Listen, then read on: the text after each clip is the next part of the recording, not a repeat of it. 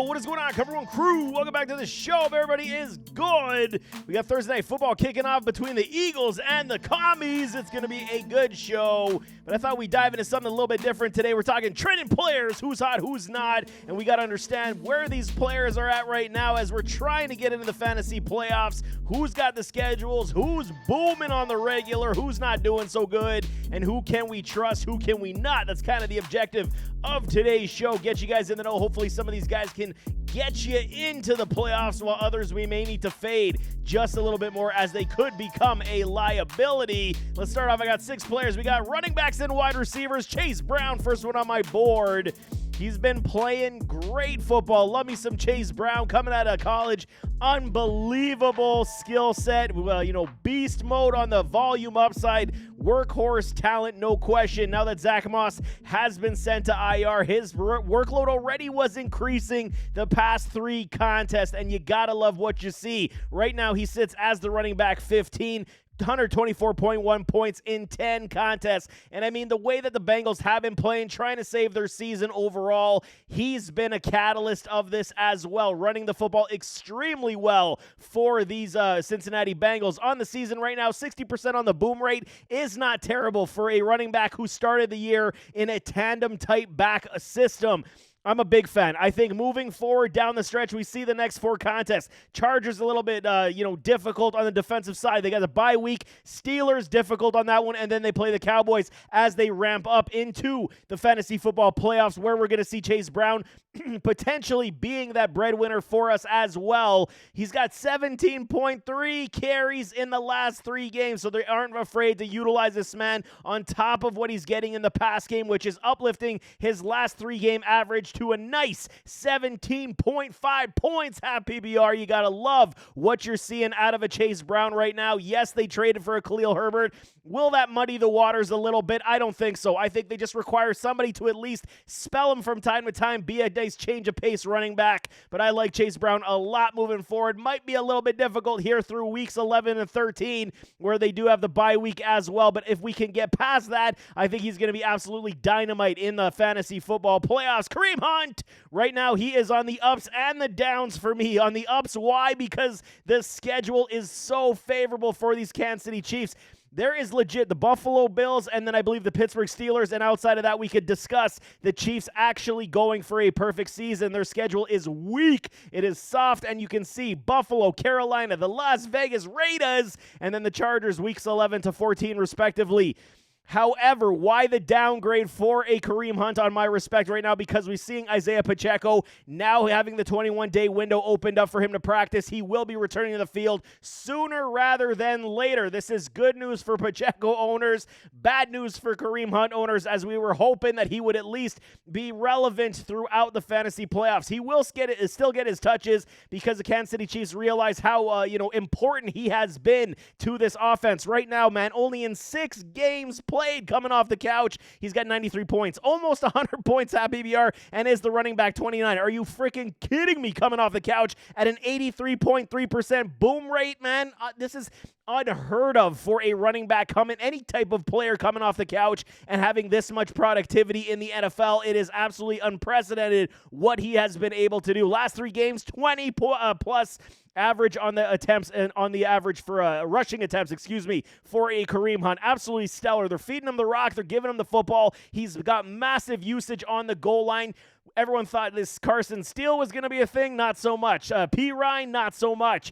14.8 on the average right now for points per game, half PBR. He's doing everything you require of him. So definitely, hopefully you get at least 2 more starts out of a Kareem Hunt, because the Carolina Panthers matchup is extremely juicy, and you love that one. So that's why I got him on the ups and the downs, because, his usage is going to be very limited once Pacheco does come back. So hopefully we can get everything out of him until we get into the playoffs. But I have a feeling it's only going to be approximately 2 more weeks for a Kareem Hunt.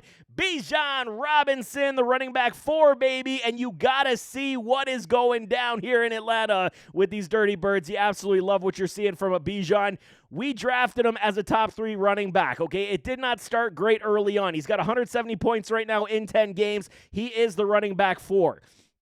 This is everything that we wanted to see out of a Bijan, especially in these last 3 contests. 22 points per game, baby. He is one of the league leaders at the position. 4 points per game in these last 3. It is absolutely stellar what they're doing. Finally, the Atlanta Falcons and head coach Raheem Morris understands utilize your thoroughbred that much more.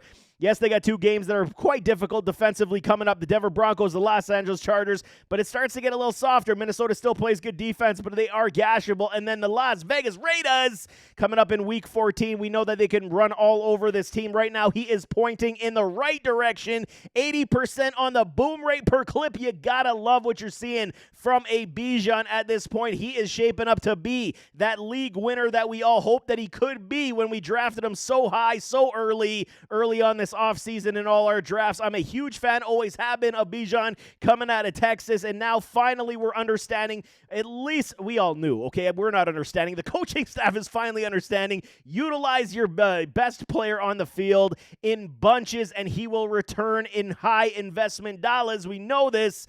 80% on the boom rate. He's killing it for us every single week now, and you gotta love everything about a Bijan Robinson. Brian Thomas Jr. Let's pivot to some wide receivers.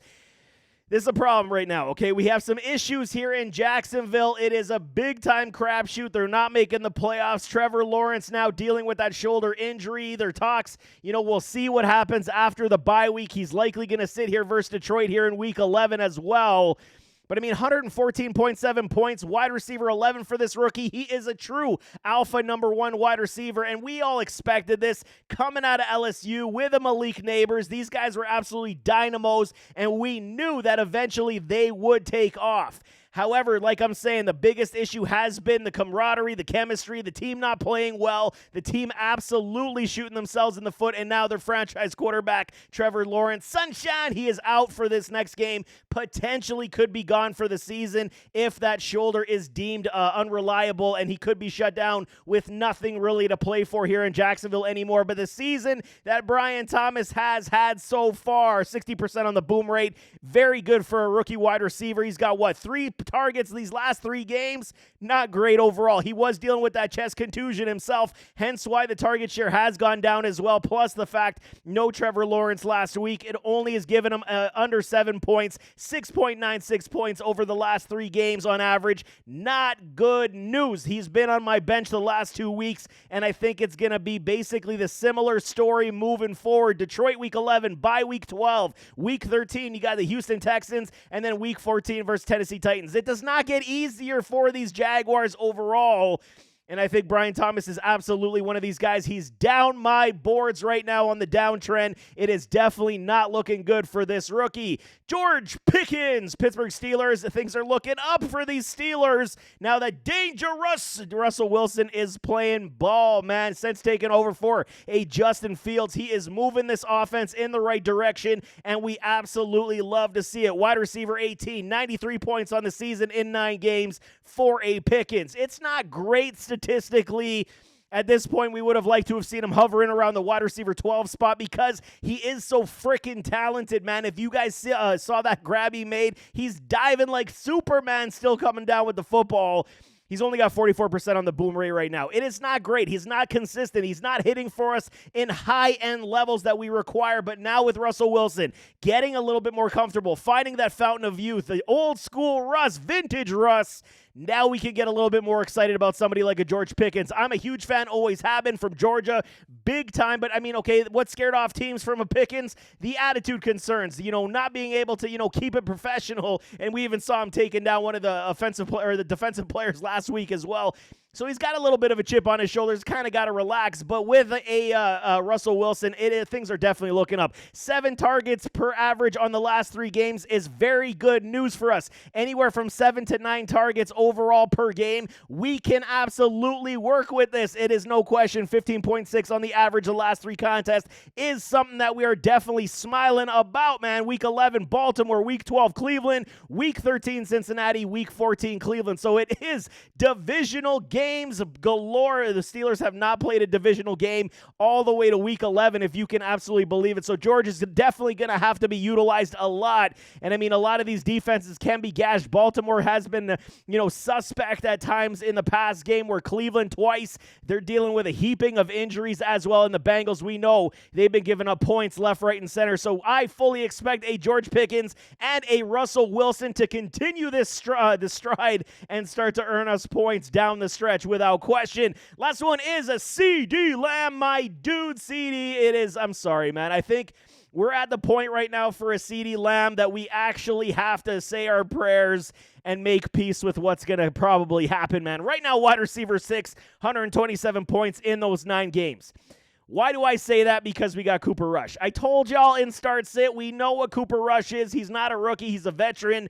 It's just not good, man. It's not going to be near enough ability to support this guy at this point in CeeDee Lamb, not to mention all the other wide receivers they don't support on this team and the fact they still have no running game to speak of. So, I mean, it is a bad news situation. CeeDee Lamb has been absolutely crippled by poor offensive play, 66.7% on the boom rate, but he has held his own. He has scored touchdowns. He has inflated his stat lines for us to at least get us in a conversation of hovering with a playoff spot.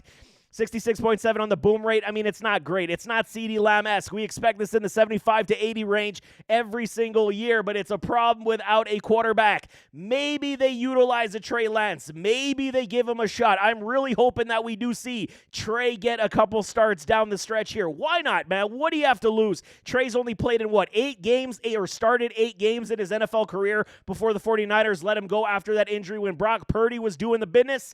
It's time. Let Trey Lance, let's see what you guys got. Maybe the Cowboys actually found the fountain of youth here and got themselves a quality franchise quarterback. I'm not saying he is. I'm saying let's see what Trey Lance can do. Last 3 games on target share for a CeeDee Lamb has been absolutely gorgeous, man. 13 targets, so that should continue. We're going to see a lot of heaping of target share to a CeeDee Lamb no matter who the quarterback is. It's just, is the pass catchable for this wide receiver to make plays? 16.9 on the average the last 3 games, and the last 2 have definitely dropped his average down over the last 3. It has not been spectacular, but the next 4 games, Houston, Washington, Giants, and Bengals. If a Dak Prescott was playing, maybe we could see the Cowboys turn something around here, but at least we would have seen a heaping of statistical achievement for a CeeDee Lamb, and now we just got to hope and pray every single week. I mean, you can't bench the guy, can you? I mean, we saw what happened with Tyreek Hill when Tua went down. I'm so terrified it could be a very similar type of situation here for CeeDee Lamb. It is definitely not good news, but there you have it. That is trending up, trending down. Who's hot, who's not, and who's going to cripple us as we try to get to the fantasy playoffs. It is getting tight, and I'm so excited for this Thursday night football matchup. You have no question my pants are already wet, and it's unbelievable, but I digress. Nevertheless, as always, don't forget that like button. Don't forget to hit that like button, hit that subscribe button, jump in those comments, give me your thoughts, and we'll see you next time. I am out.